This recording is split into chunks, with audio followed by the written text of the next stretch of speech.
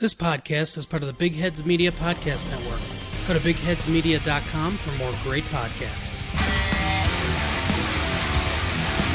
You're plugged in for the Podcast Wrestling Society, where you can get dynamic weekly pro wrestling and MMA-related content.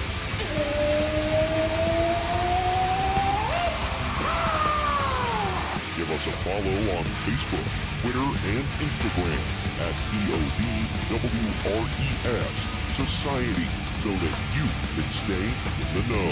Face is the place. And if you like what you hear, give us a 5-star review and hit that subscribe button. Woo, woo, woo, woo. Now, your host, he is the one and only Troy Adams. We bring you another ghostly Wrestling Wednesday here on the Podcast Wrestling Society. I'm your loving leader, benevolent host, Midwest Monster, and representing the Mark World Order, black and white. I am Troy Adams, and joining me here today, he shows the world his madness when he snaps into a Slim Jim, and he represents the Mark World Order, Fat Sack. He is the Ice Train, my Scott Norton. He is the Fire and Ice, Greg. What up, Greg? What up? Wow, that was the most obscure one you could have gotten. Fire and Ice, baby. A tag team for what, 2 weeks? I forgot all about that team. You were the one that brought it up to me one time, and I was like, I've never freaking heard of that. And did I really? Yeah, you brought it up to me one time, like, just, I can't remember what the hell we were completely talking blocked it out of my mind after realizing how bad it was. Yeah, and then later on, I was watching or listening to something and they brought it up. I'm like, holy crap, I forgot that was a thing. And I know why I forgot it was a thing, because they were like, yeah, it only lasted like 2 weeks. Two glorious weeks. Well, hell yeah, who doesn't remember the amazing run of Ice Train? Wasn't he like Smooth or something? Yeah, his name was Smooth, but that's what Vince Russo made him. Vince Russo made him into a limo driver. Who was yeah. Go back and listen to the archives, ladies and gents. We talk about the entire Russo era. Later, we can expound on it when we cover the specific terrible pay-per-views from the time he was running WCW. Because that seems to be a hot topic no matter what time in wrestling history it is. Well, the man took like a number one company and killed it. Yeah. That's impressive. When you put it like that, it really is. Like, he helped one company rise, helped another one fall, and then he joined a third one, and they went nowhere. But they're still alive, so. They are, but they had to like get rid of the poison, like purge the poison from their system. He was like, you and I compared him to a cockroach. It's like, no matter how many times you try to kill him, he just keeps coming back. And someone keeps hiring this fool. Yeah. Like even Jim Cornette gave him credit for that. He goes, well, as much as I hate his guts, he still keeps getting employed. So, from everything I've heard, he is a very charming individual, and he could sell anything to anybody. But Eric Bischoff found his weak spot, according to him, because he said all you had to do when he's laying all this crap out was say, "Great, then what happens next week?" And he'll look at you like you got steaming turds hanging out of your mouth. He said he let Hulk Hogan. I don't know. Yeah, he said he let Hulk Hogan know that little secret, and Hulk started doing that to him, and that's why he started hating Hulk Hogan. Oh, he was hard to work with. It's like he said the same thing about AJ Styles when AJ didn't want to bleach his hair and become Little Nature Boy 2.0, I should say. He said that AJ was hard to work with. And Bruce Pritchard said that's what he thought about him when he came into TNA. And then when he actually talked to AJ, he said, oh, no, he just doesn't want to go along with this really stupid storyline. Therefore, he's hard to work with. Well, it's fair on both ends, in a way. Yeah, it's like just because you don't want to, be Ric Flair 2.0 when you're AJ freaking Styles. We needed a gimmick change, dude. That phenomenal crap wasn't going anywhere. Yeah, right. The face that runs the place. So that won't sell a single T-shirt. Speaking of Never drew a dime. Speaking of AJ Styles and running the place and all that stuff, did you see the first part of the WWE Draft on Friday night? Yeah. Well, I don't want to spend a lot of time talking about it because as of the recording of this, we haven't seen part 2 on Raw yet. But what did you think? Oh, no, you keep giving away our secrets recording. Oh, I know. They did that on Grill and JR. He said something about you'll see what happens night 2 AEW, and he's like, or it already happened. I don't know. And and Conrad was like, yeah, and you loved it. Night 2, yeah, it already happened. Oh, we know Conrad loved it. He works for him. Everybody keeps saying that. I'm like, does he actually, like, he keeps claiming he's like, I have no affiliation with AEW. I'm just really good friends with Tony Khan. Yeah, right. Which, I buy that. I mean, all them rich folks stick together. But either way, the draft itself it confused me because I'm like, okay, there were only 2 champions, or maybe 3, that actually got drafted. The rest of them, it's like, why wouldn't you, or did they say that the world champions were off limits? Then I missed that. No, they were on the graphic for what could happen Monday, so. Yeah, so why would nobody say, you know what, I want Brock, or you know what, I want Seth? Like, they didn't even try. Well, maybe it's like fantasy football, you know? You don't take, like, the big names first, you go straight for the running backs. Maybe. We could say that. It was fine. The only matches I really want to comment on, first one is why the hell did we see Shorty Gable? Unfortunately, we have to call him that now. Yes! Why did we see him versus Baron Corbin again when Baron just came out, took a big poop on him, and then left again? Because it's a huge feud. No pun intended. Yeah, that. I had an argument with somebody about this before when they were like, oh, the Christian and Randy Orton feud was great. I'm like, no, it wasn't. Christian only won 1 match, and that's because he won via DQ when Orton punt kicked him between the legs. Dude, that was Christian's best run ever, dude. Oh, shut up. I'm going to stab you. I'm going to stab you in Chicago.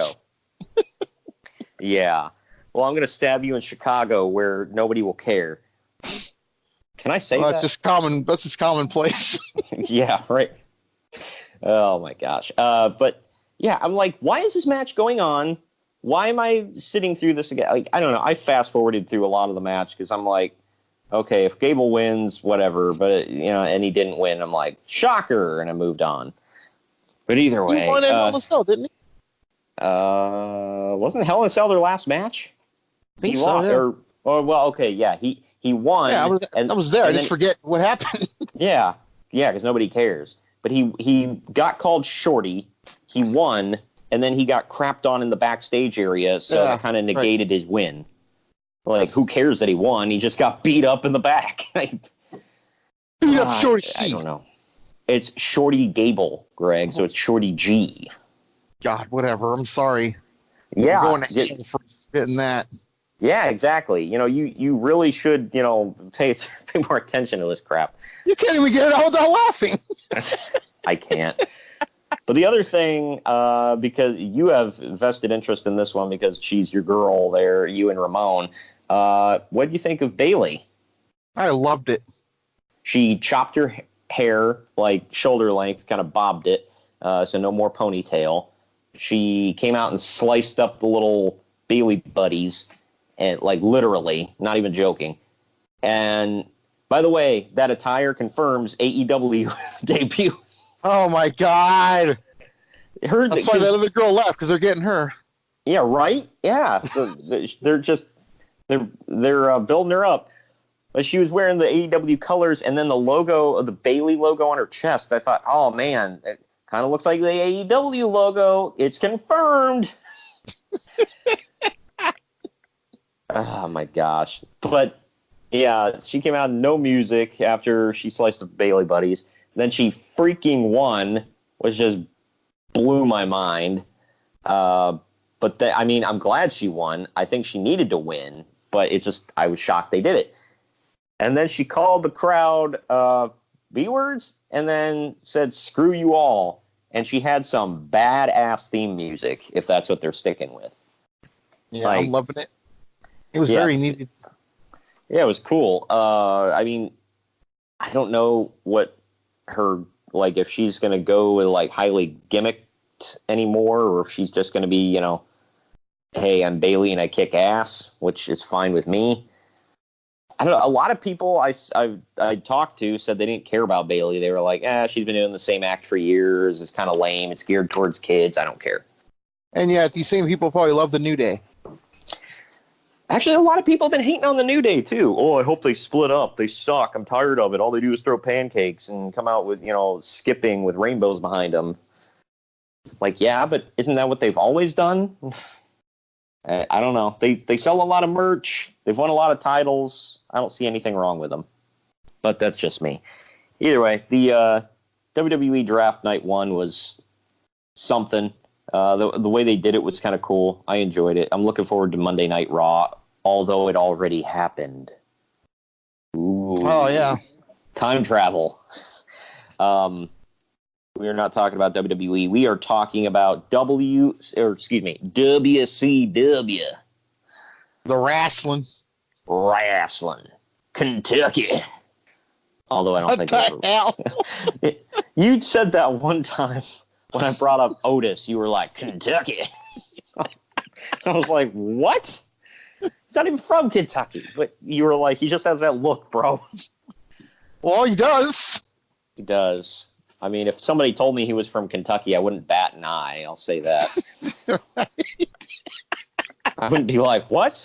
Gasp.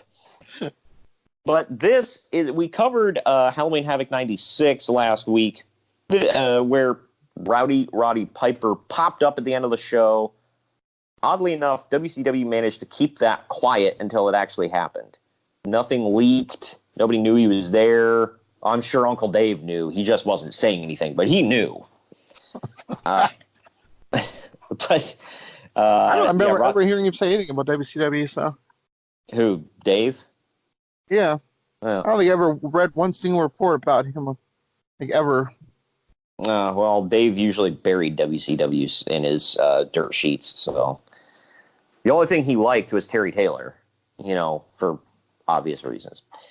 But either way, 96 was fun, I guess. I mean, it wasn't a bad show. The main event was what it was between Hulk Hogan and Macho Man at WrestleMania 6. I mean, Halloween Havoc 96.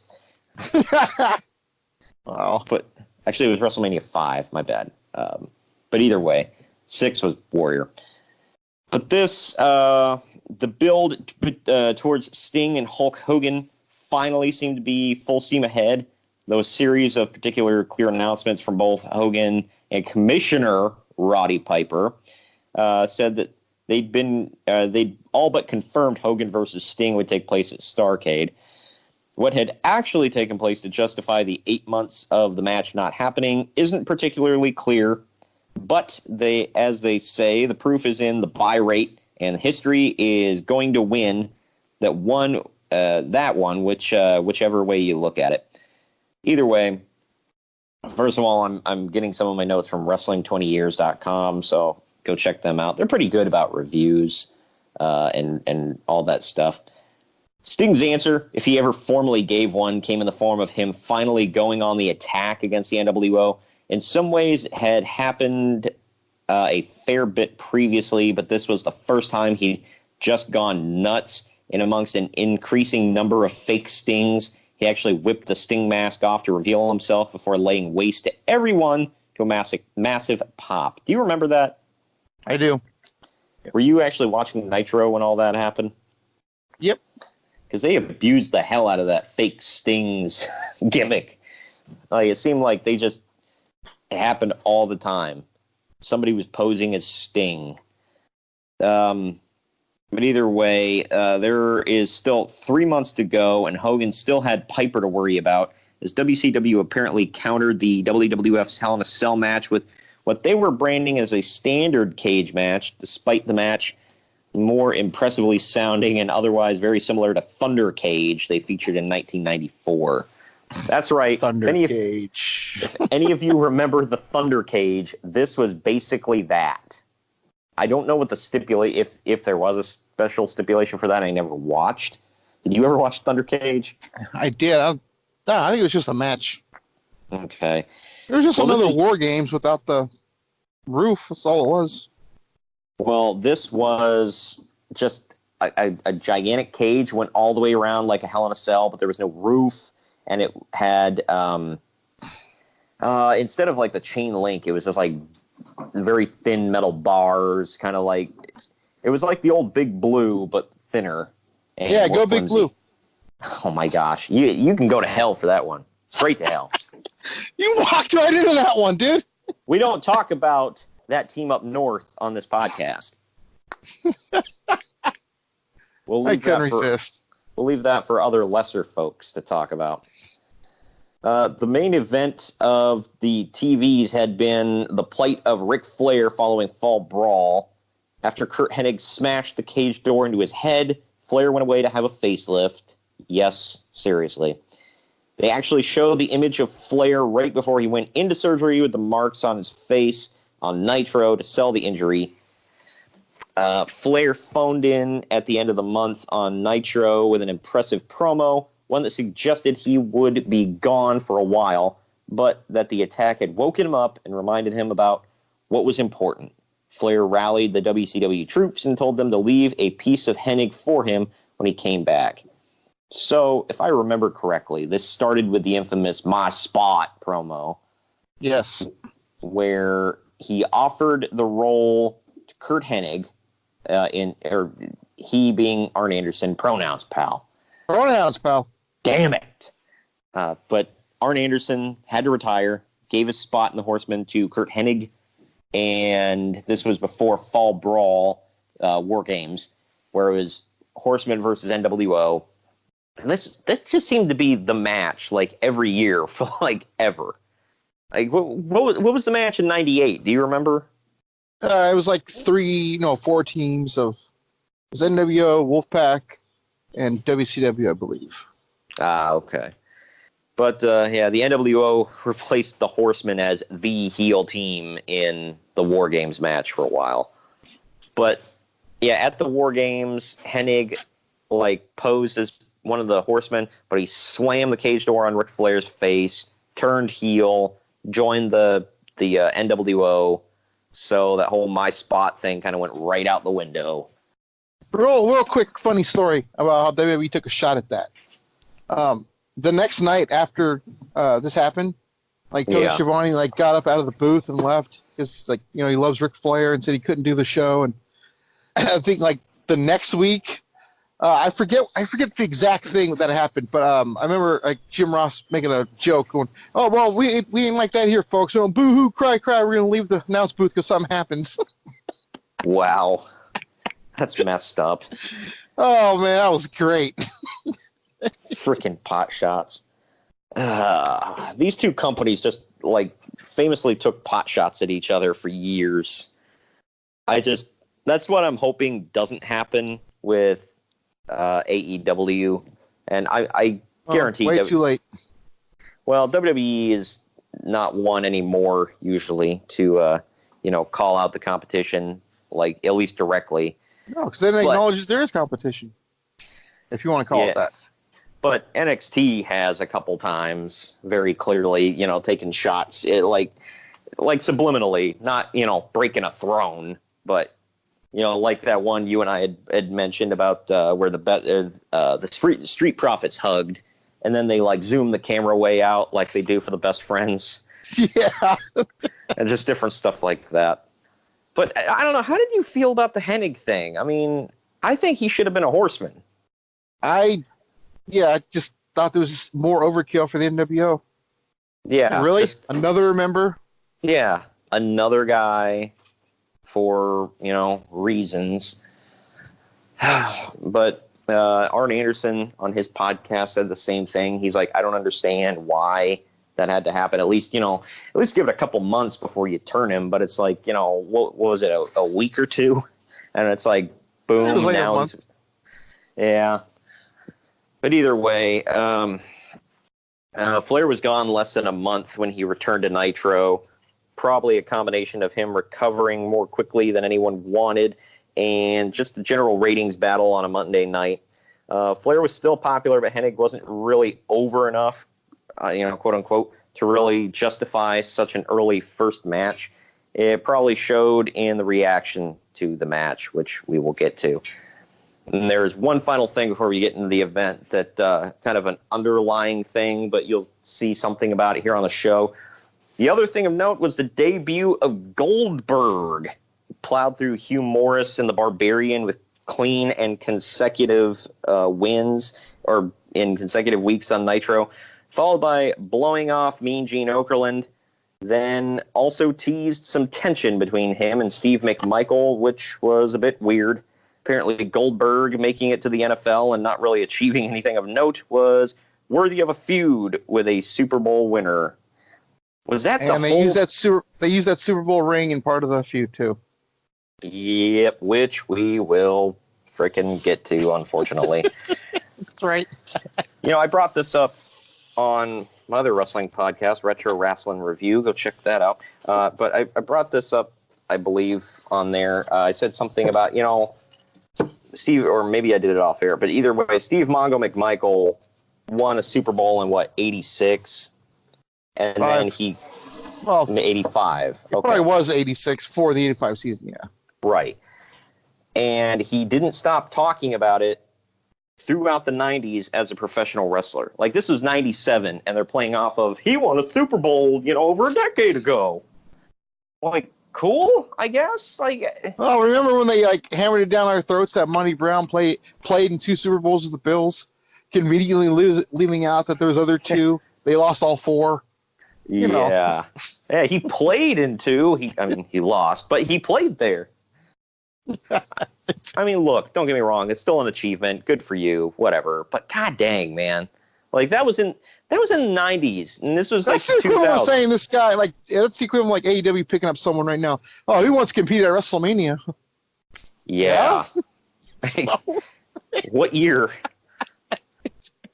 I did have to point out somebody was like, there is not one person on that AEW roster that could main event a WrestleMania. I'm like, well, number one, their world champion did main event a WrestleMania, so you're wrong. I was like, and second of all, you honestly don't think that a Kenny Omega or somebody like that could make, okay, whatever. It's all opinion, but the fact that he said that, and it's like, opinion. Yeah, it's like, well, I just had to laugh because it's like the guy holding their world championship main evented WrestleMania X8. I know we don't remember that, but it happened. Either way, we're going to take a quick break.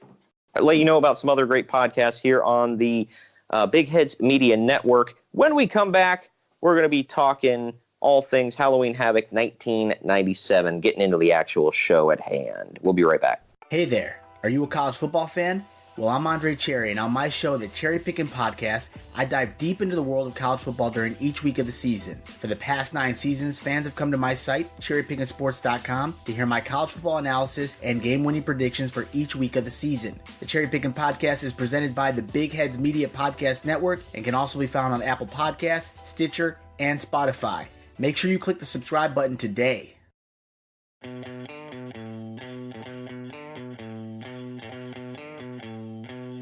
Hello, I'm Tez from the Clock End Talk, and I know what you're thinking.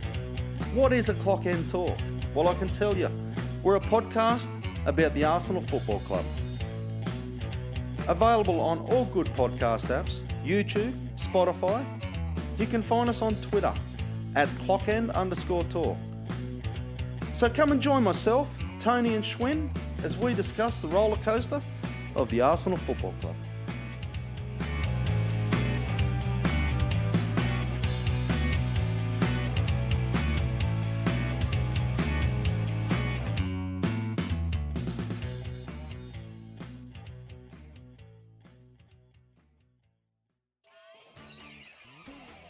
Are you a tackle football fan? Kick off your day with an episode of Colts Corner. A group of passionate Colts fans discuss the latest news around Indianapolis Colts football. You don't want to miss us. Follow us on Facebook, Colts Corner 1, and on Twitter at Colts_Corner 1, and all major podcast platforms. That includes Apple Podcasts, Stitcher, and Spotify. Hi, I'm Chris. And I'm also Chris. and together we do a comedy podcast called Cooking with Grief. Each week we dive into 4 surprising facts about anything from science to history to the weird world we live in, making jokes about all of it as we go along. You can find us on iTunes or wherever you listen to your podcasts. And you can also find us on Twitter at Cooking with Grief. No G on cooking. Glitter, apparently, is so unique that it can be effectively used as forensic evidence. The Bank of England's chief economist has urged to start using people's Spotify playlist as a way of measuring the economy. In China, Avengers has been translated as Fulian, or Women's Federation. Not only did the Russians capture the Crimean Peninsula, they also captured some Ukrainian military dolphins. In Pinocchio, in the film becomes a real boy. In the original, it ends with a cat and a fox hanging him from a tree. Scientists have wiped a snail's memory. And Slytherin's going, can we have an extensive series of tunnels, sort of wide enough to fit a giant people-killing snake? Where do you fall on the scone debate? Scone, obviously. Oh, I go with scone. So, what have you got to lose? Give us a try. Nothing to lose but your sweet, precious time. Yeah, that's true. All right, we are back. It's Halloween Havoc 1997. The tagline, snap into the madness. Even though Macho Man's not in the main event. But it's always... By the way, I'm sorry. I gotta stop you. It's called Slim Jim's Halloween Havoc. It is. It is every year. From 1995 and that's how they say on. They do not say Halloween Havoc. They make sure to say Slim Jim's Halloween Havoc. There were a couple times where they said Slim Jim's WCW Halloween Havoc, but it's like they never leave that out. It's always Slim Jim's Halloween. Okay, we get it. You know, get it right. Yeah, you're all being paid a lot. I get it. But yeah, that started in '95 when they brought in the Macho Man, I guess. I don't know. Yep. I don't know why. Kind of funny how they use Hulk Hogan's colors, by the way. Right? Yeah. I thought it was funny that they they decided, yeah, we want to sponsor this one.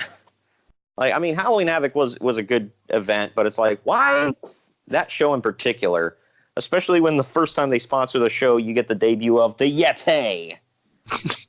Well, maybe Dusty Rhodes was eating a Slim Jim when he woke up in that cold sweat. Yeah, he was eating a Slim Jim. He woke up in a cold sweat and had to go poop, baby. Wow. But this event took place October 26, 1997, which we are closing on the anniversary of. As always, at the MGM Grand Garden Arena in Paradise, Nevada. The attendance was 12,457, although I didn't get that number from Uncle Dave, so it may be wrong. Fair. I always got to throw that jab in there. Just gotta. The rest, was it Mania 32 that was in Dallas? Yeah. Yeah. Ever since that, and the whole just the ratings argument not the ratings, the attendance argument over that, I've just thrown up my arms. I was like, this is stupid. Like, it was stupid before. Oh my God, who cares?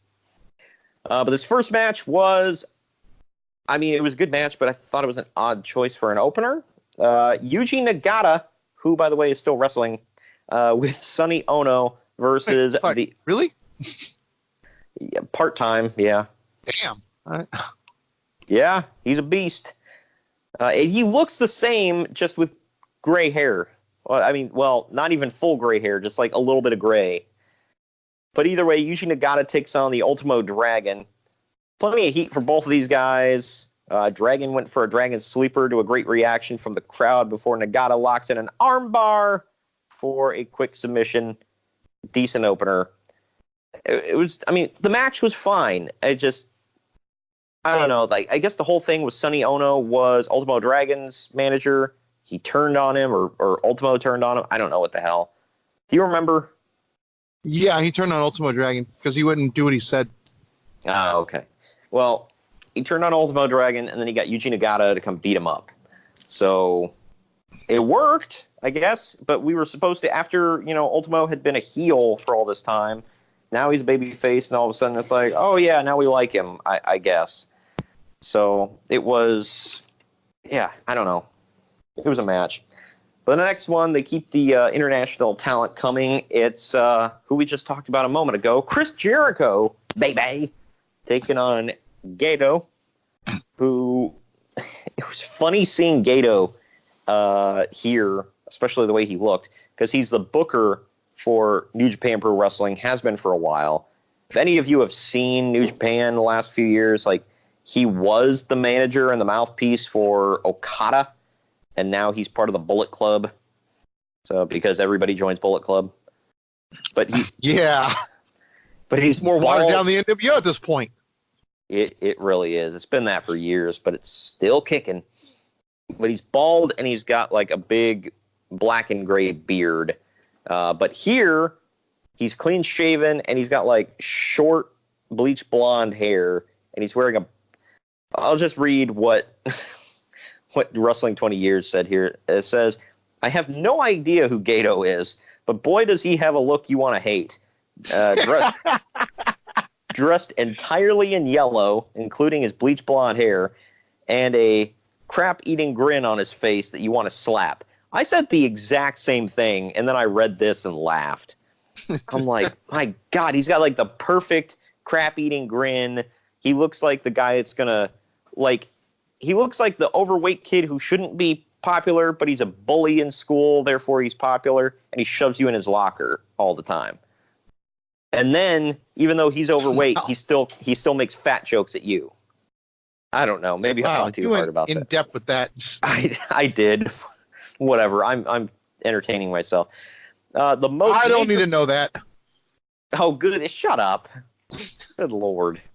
That's crass, pal. God dang it. That's funny crap. The most major point of this match was Jericho went for a Frankensteiner off the top. He under-rotated and landed square on the top of his head. Apparently he got enough arm under his head, because I was like, God dang, how is he not dead? But no idea how he was seemingly fine after that.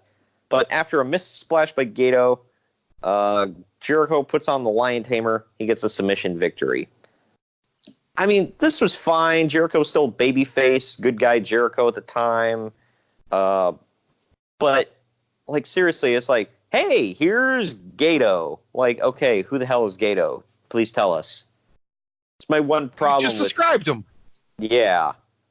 I was like, that's my one problem. Like, AEW starting to do stuff like that. They're like, hey, here's this guy. It's like, okay, tell me who he is. Or she.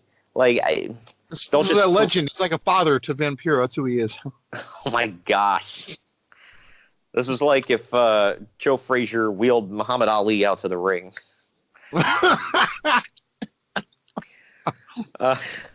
Backstage, Mean Gene Okerlund interviews Deborah McMichael about who her mystery man is. Shocker, it sucks. Or, excuse me, spoiler. I highly disagree, but... Yeah. Mongo interrupts to tell her to give back his credit cards and his checkbook. She says that she's owed that money for putting up with him and his family all those years. Mean Gene says that this is better solved in the court of law and not in a wrestling ring. You think? WCW crapped on their own segment yet again with logic. Oh my gosh. Rey Mysterio versus Eddie Guerrero up next it was Cruiserweight title versus mask. And this is quite possibly one of the greatest matches, not just of WCW history, but of all time. Am I overselling it? No. And I assume you've watched this back multiple times. I think I've watched it like 27 times. Yeah. This match is fantastic. If any of you are going to watch... Match of the year, by the way. That year? Yeah. If any of you get the chance to watch, I know this is a Conrad Thompson line, but if you go out of your way to watch one match this week, make it this one. This match is all kinds of Roll Tide. Oh, you can go to hell for that one, too. Ah, you started it! No rolling tide on this, all right? Okay, 0 for 2. Guerrero gets on the second rope for a splash mountain. Mysterio counters into a Hurricane Rana, hooks the legs, and he pins Guerrero to retain his mask and win the Cruiserweight title. And then Guerrero jumps him after the match and beats the crap out of him. Doesn't that part of his uniform rip too? His mask, because Guerrero started to rip his mask. Yeah. That was the old that's the old Mexico thing, where if you're in a mask match, you got to rip the guy's mask at some point during the match. It's just a thing. Which is funny because, like, during a hair match, you're never going to see somebody just, like, start yanking out hair. But either way, that was the old Mexican thing, and it was great. The Mysterio, I have a Jax figure of this Mysterio. I'm trying to find the Mattel one. Yeah, it was the best of WCW. He's in like a purple and black bodysuit with like silver trim on his mask. Instead of the normal logo on the back of his mask, it's a skull. I guess it was like a special attire for like Day of the Dead and Poltergeist and whatever for Halloween. But it was pretty sweet. Definitely go watch that. Something you should not go out of your way to go watch. Hulk Hogan and Eric Bischoff are in the back, and they cut like a 10-minute freaking promo saying that Hogan will not compete unless WCW agrees to bar Sting from the building. It should have taken 2 minutes to say all of this, but they repeated and re-emphasized everything like a million times. I don't know if they were like trying to kill time. But yeah, that's a good idea. Kill time at a Halloween Havoc show. They've not done that before. Oh, yeah. Yeah, got to end abruptly, pal. But this, like, it just went on. I was so bored. I'm like, we get it. Shut up. I honestly zoned out. This next match, speaking of zoning out, Steve Mongo McMichael versus Deborah's mystery wrestler. Of all people, it's Alex freaking Wright. I remember the end of this match so vividly. Yeah. Good grief. Yeah, let's get into that. I will say this. The match itself was not completely bad and unwatchable. It was okay. For a Mongo match, it was a 5-star classic. Well, but, this match is a main event anywhere in the country. Oh, of course. Alex Wright, I don't know, going back and watching his stuff from 95, when we did Now in the Archives 95 review, it just, I got a new appreciation for him. He was a pretty good wrestler. I've been saying this for years, but... Yeah, he had a stupid gimmick and he was skinny as all crap, but, you know, he was a good wrestler. But Mongo hits a tombstone pile driver, and that's where things started to get a bit odd. Let's get into it. Goldberg comes out. Deborah distracts the referee. Goldberg levels Mongo with a spear into the corner where Deborah is distracting referee They Robinson. hit the referee's leg. Yeah. This is a little Nate, by the way, Charles Robinson. I felt so bad for him because, I mean, like, what was he going to do? He couldn't turn around and be normal about it. He had to do this. But either way, Goldberg picks up Mongo, almost hits the referee with him again as he goes for a jackhammer, and the referee still isn't aware of any of this. He's still got time to take the lifeless, almost call him Lance Wright, Alex Wright, and put him onto Mongo before the referee turns around and counts to 3. This was awful.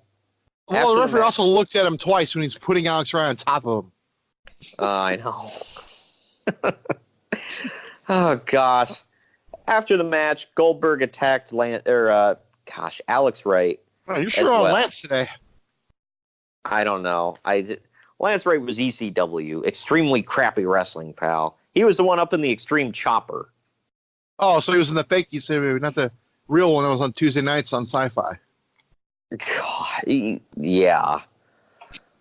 Just, do you need 3 stabs now? Because it's coming for you. Bringing my knife. But, yeah. And then, crap, you're not flying. You can. Right? Keep it in my trunk.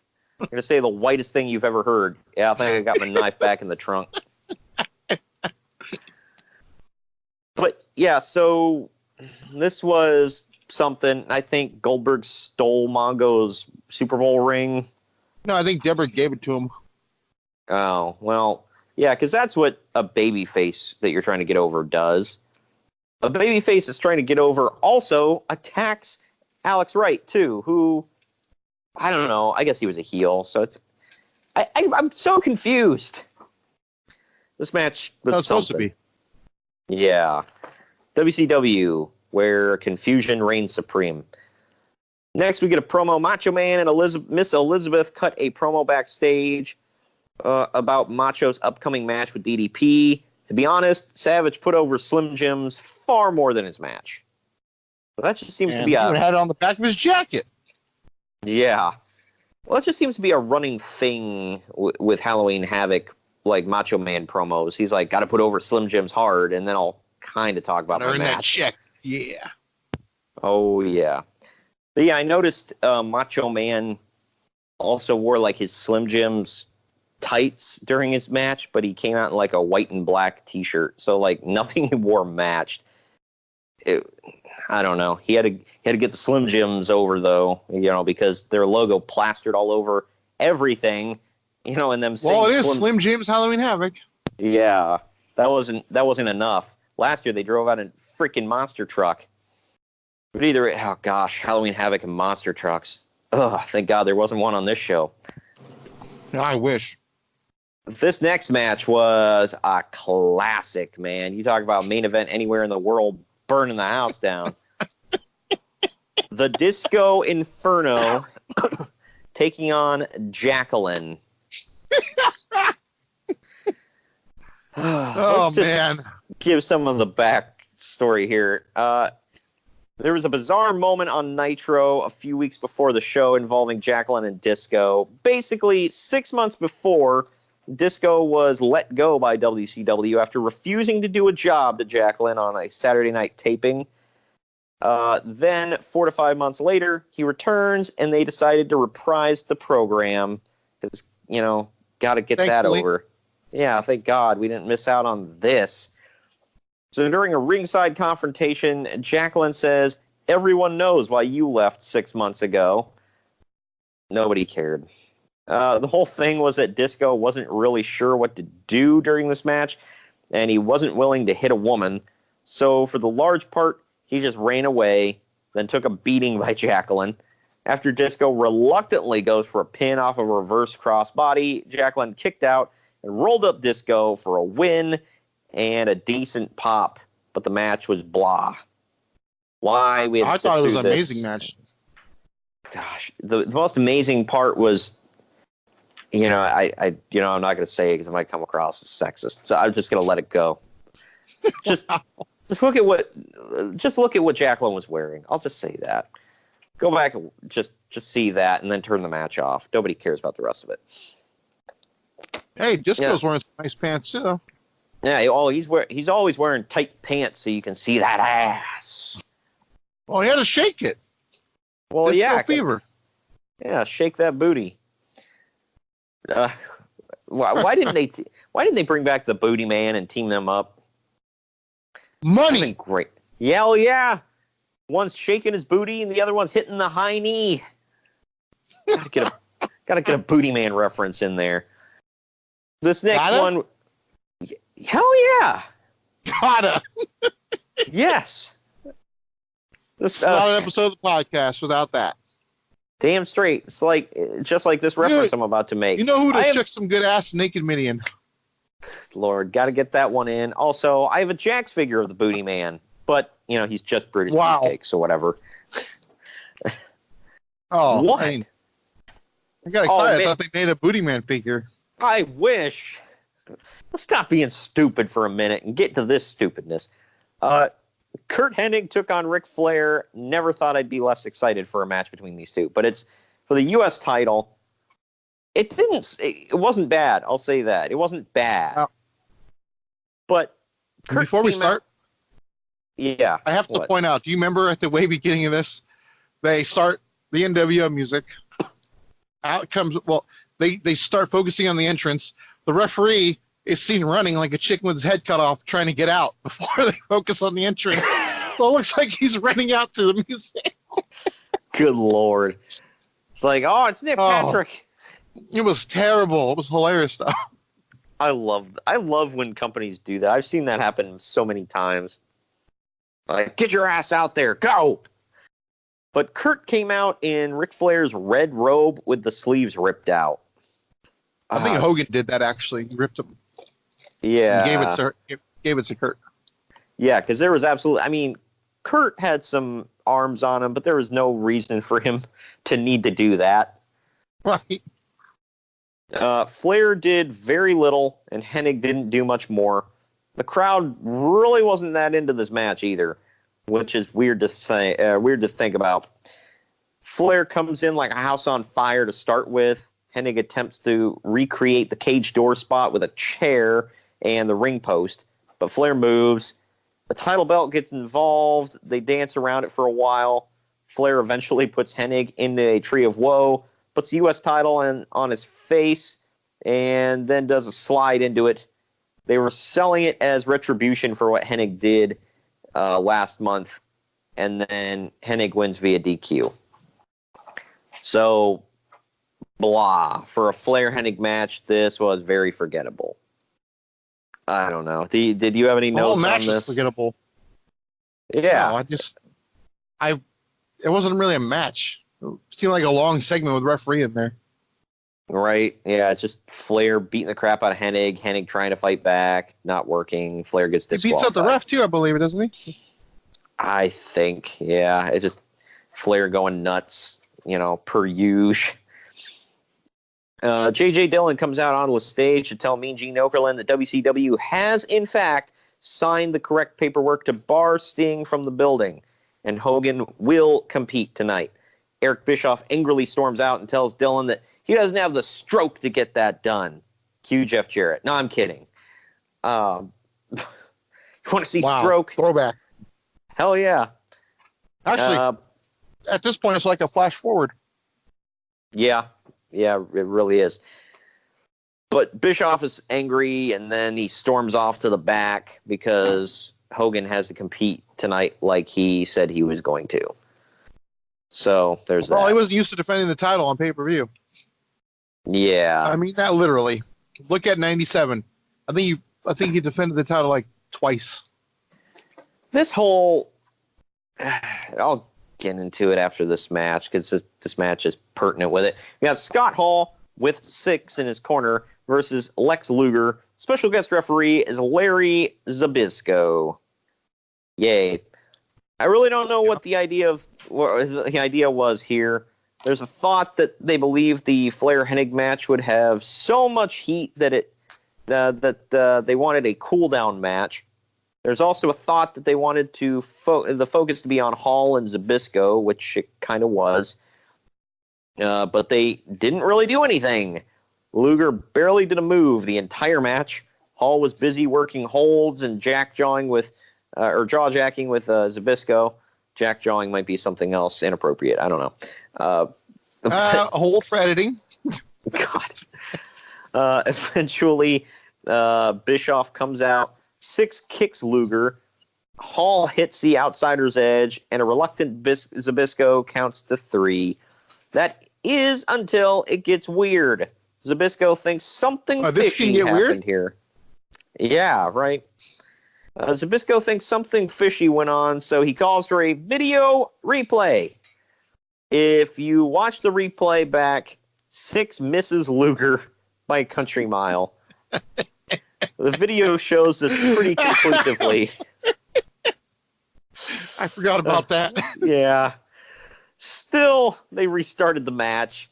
Luger racks Hall. Hall taps out. Then a split second later, 6 flattens Zbyszko. Larry then locks 6 in a front face lock. Bischoff and Hall jump him, and Bischoff, quote, pins him after a karate kick with like 1 foot. Hall counts to 3. I guess this is setting up for... Didn't Bischoff and Zbyszko face off at Starrcade? Yeah. And we all know what a classic that was. It's on the archives, is it? I don't think so.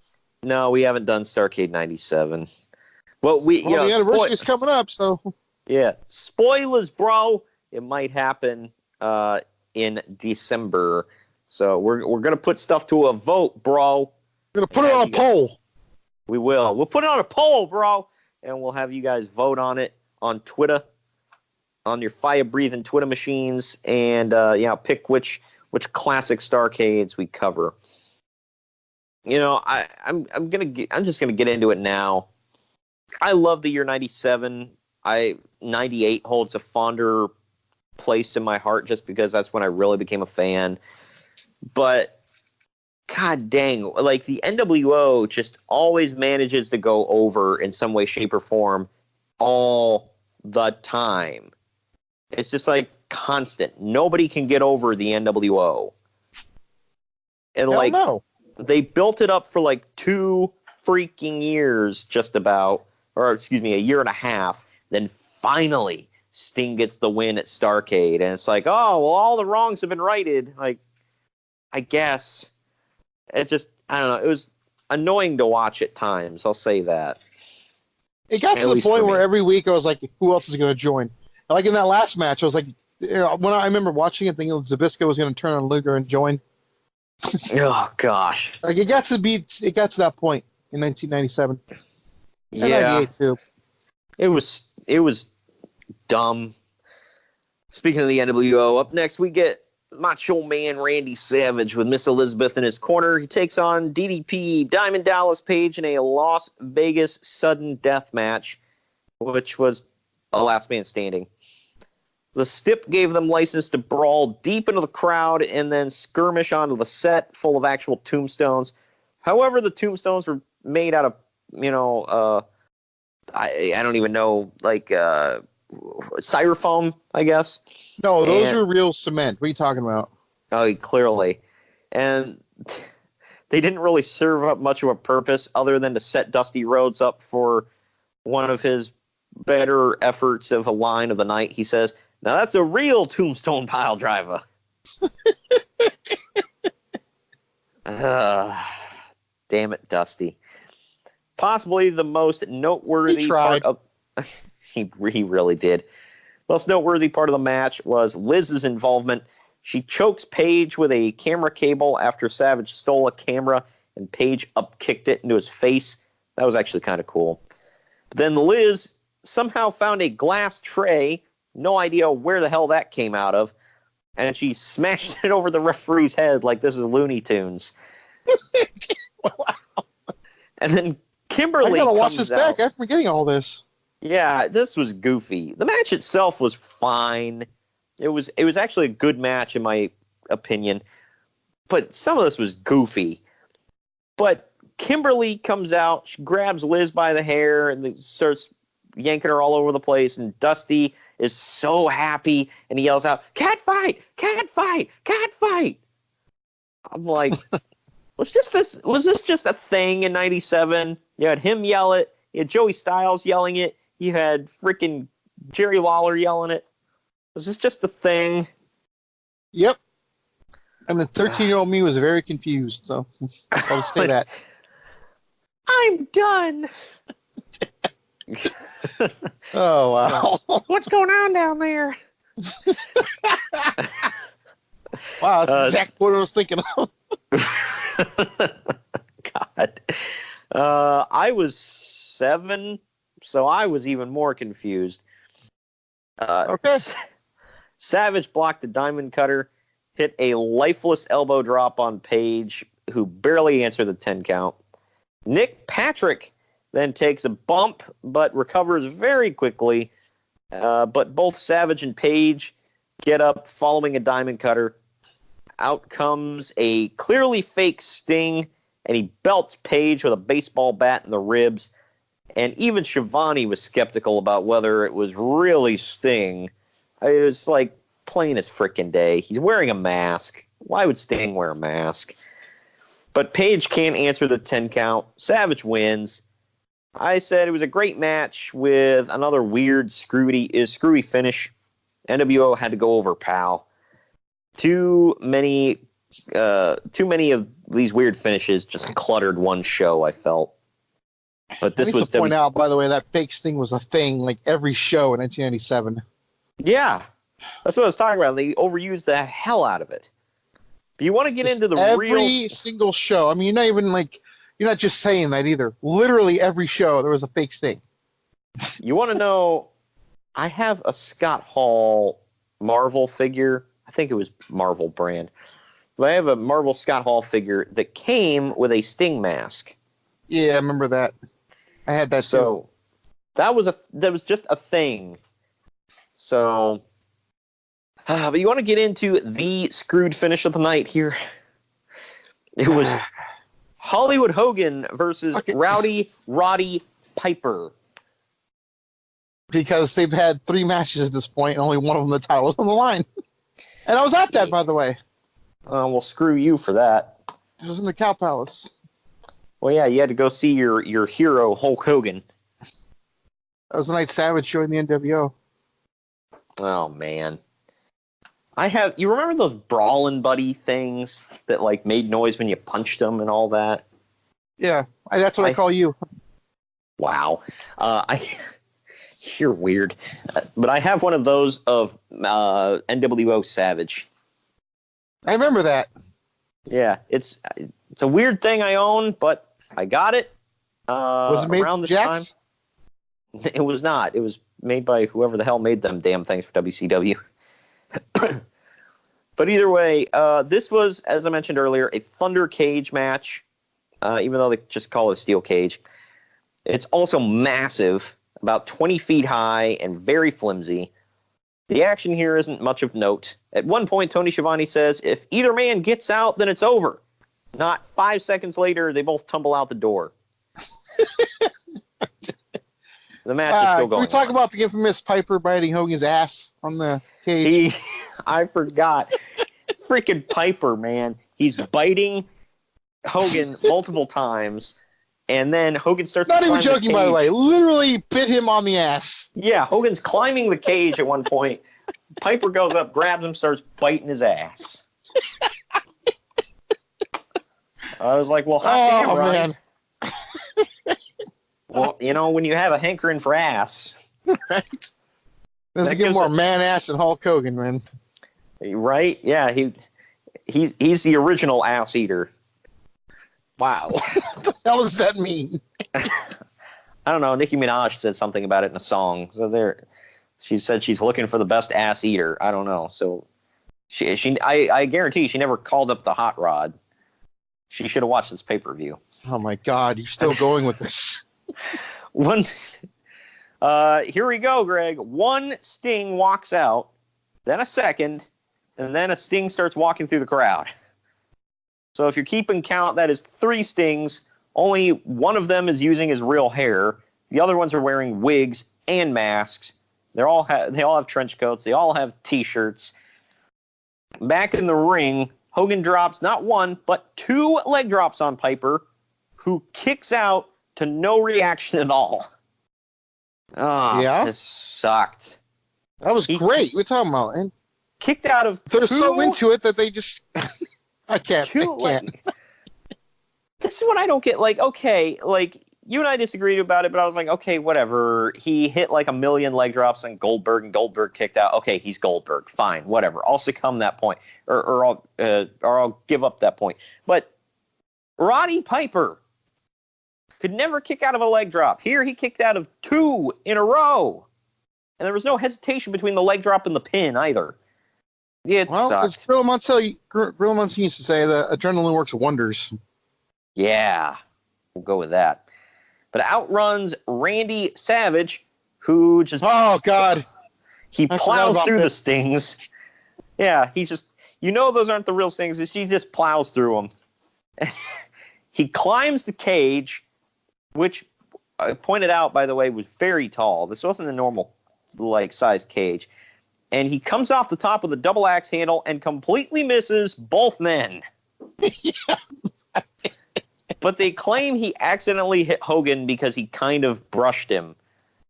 It was just impressive to see, a 50-some-year-old or 40-some-year-old Macho Man dive off the top of that cage. But yeah, so Piper locks in a sleeper hold. Hogan passes out. They award the victory to the Hot Rod.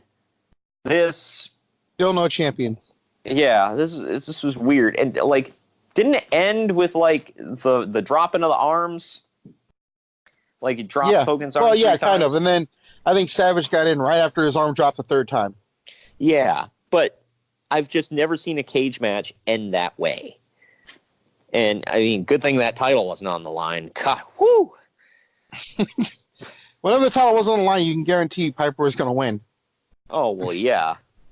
Yeah, but it's just WCW was so famous for that. I can't remember. It was uncensored, you and I were talking about, where, like, no titles were on the line, but every champion was in a match. Yeah. Dumb. But they handcuffed Piper to the cage, and then a, quote, fan with Sting face paint jumps out of the crowd and scales that cage like his life depended on it. The announcers if I remember correctly, that was legit, by the way, like a legit fan. Well, here's where I'm confused. Because, first of all, if that was a legit fan, where the hell was security? I mean, this happened multiple times, though. You can look at them on YouTube. It's always, like, Savage is like assaulted 3 fans for jumping in the ring. Like, this is always on him. Yeah, why him? And why is that the guy you want to mess with? Right. But this guy... Also, real quick, I believe the camera, like, jumped onto the fan, by the way. Don't they usually try to avoid that? That's why, there are many reasons why I don't think this is real. But he scaled the cage, he got into the action, the announcers are selling it like this is real, and then Hogan and Savage, like, they're not beating this dude up like, I want to hurt you. They're beating him up like he's a plant from the crowd. So, like, if you go back and watch, those are, like, kind of working punches that they're throwing at this guy. But they eventually come in, handcuff the guy, they're dragging him out. The camera's on him the whole time. The announcers are, well, this is why you don't get in the ring, fans. And I don't know. I don't know if it was real or not to this day. Well, it's good suspension of reality. You got to give him that. Yeah. But, man, this was a horrible ending. I got to point out one more thing that we didn't point out that I still, to this day, laugh so hard about. What's that? One of the fake Stings, they rip off his mask. And it's a black guy. Yeah. And yes, I forgot about that. Sting is clearly a white guy. Well, yeah, he wasn't tan enough, pal. It's just like, Yeah. whatever. It's just like, doesn't the fan rip his mask off, or was it Piper? No, I think it was Piper, yeah, because I saw it when he came in the ring. And then you could see it clearly. It's a black guy when he stops the fan. He pins the fan to the floor. Yeah. So he's supposed to be like knocked out, but he magically comes alive to stop the fan. Yeah, I know. Yeah, but yeah, he takes the mask off the dude, and the mask and the wig, and the guy like dives face first into the mat, like, don't look at my face because I don't want to be associated with this. And who the hell would? Right. And he's like, he is most definitely a black man. So I'm like, what the hell is going on here? Yeah, because that could be Sting. Yeah, well, we don't know. Like I said, like 2 out of 3 of them had wigs on. Terrible, terrible wigs, might I add. And one of them had their legit hair that could have been Scott Hall. Kind of looked like him in a way. I don't know. This was really bad. It was another screwed finish to a Halloween Havoc. I don't know. You got anything else to say about this? Yeah, I hate you for making me watch that again. Oh, you love it and you know it. You freaking love it. Damn it, pal, I love it. More crap. Good crap. But yeah, so that wraps up Halloween Havoc. Next week, we will take a break from Halloween Havoc for 1 week. Don't worry, we're not done with it yet. If you, don't worry. Yeah, we'll bring you more. But next week, we're going to go to the WWF side. We're going to do something, or WWE, whichever. We're going to do something we haven't done in a while. I think the Big Show was the last one we did this for. Oh, that was a great one. Well, hell yeah. Well, we're going to do we're going to cover his tag team partner here. Sometimes tag team partner, sometimes enemy, frenemy, whatever. The mayor of Knoxville. We're going to cover Kane. That's got to be Kane. Actually, oh, man. Somebody posted. They should do like an edit, like with the audio, with like Cain Velasquez coming out on SmackDown. They're like, that's got to be Kane. Wow. No, what? Please. That would be fantastic. Come on. I wish they would have yelled that when he came out. That's got to be Kane. That's got to be Cain Velasquez. Now he wants to get slaps. Oh, come on. Well, whatever. You slap me, I'll stab you. I got the better end of the deal here. But We're talking about like murder and stuff right here on the podcast. Hope no one hears this. Oh, man. Yeah, because everybody takes that seriously. Well, actually, they might if you don't come back. If something bad happens in Chicago and you don't come back home, I'm going to be suspect number one. Hey, I made it out of Cleveland. I should make it out of Chicago. It's fine. Yeah, well, as bad as Cleveland can get, Chicago is something else. But you've been there. You know what to expect. Anyway, we're going to cover Kane next week. And like I said, the week after that, then we'll go back on October 30th. We're going to cover Halloween Havoc 1998. Be a good one. And then we're going whole hog WWE. Well, this was a WCW heavy month here in October. Next month is going to be very WWE heavy because we're going to cover a lot of classic Survivor Series. Only one WCW week that we got. It's Great American Bash 89, and we're also going to cover Clash of the Champions Guts and Glory right before that on the same show, just because it's I want to say it's Veterans Day that week. So we gotta go all American on you. America. Shout out to our fans in India, but and Sweden and Norway. We're big in Sweden. What? We're big in Sweden. We are. We're big in Norway, which is weird, I guess. I don't know. But anyway, thank you for joining me today, Greg. Yeah, this was horrible. It brought back some terrible memories. And we will come at you all next week with Kane. Later. Later.